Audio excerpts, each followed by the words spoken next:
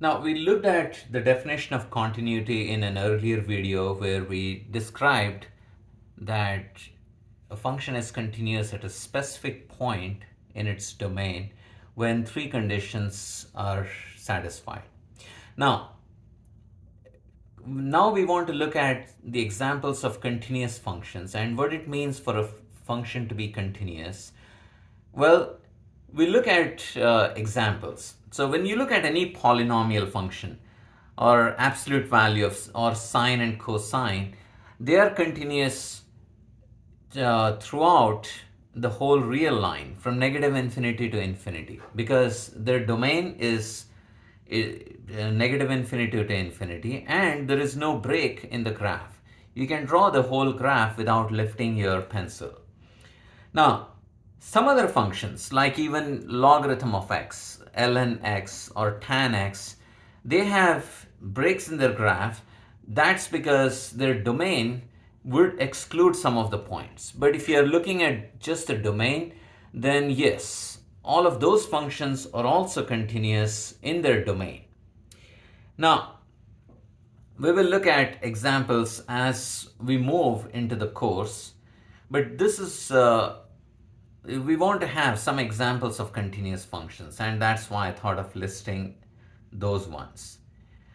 And when you have two functions that are continuous at a specific point, so x is equal to a, if f and g are continuous, then their combinations you can get by either adding or subtracting will also be continuous at x equal to a, and the product will be continuous, and the quotient will also be continuous. But remember, your quotient should not be zero. I mean, the denominator should not be zero. So this is continuous as long as g of a is not zero.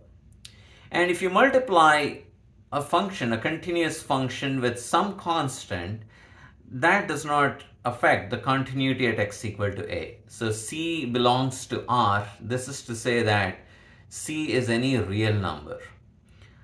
Then CF is also continuous at x equal to a.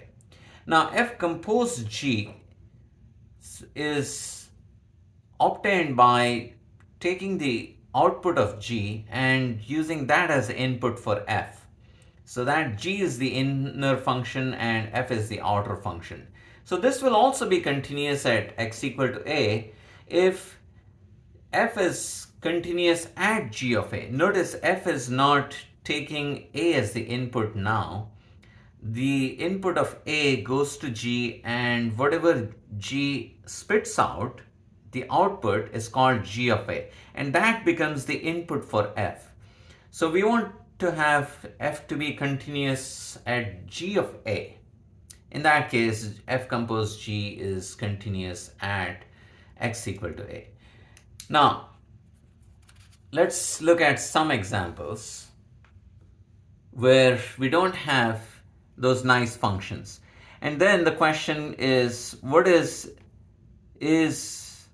so this is the question, is f continuous at x equal to 0?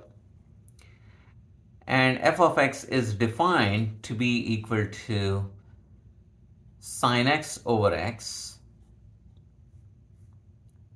if x is not equal to 0, and it is equal to, say, 2 if x is equal to 0. Then let's check all those requirements. Does this limit exist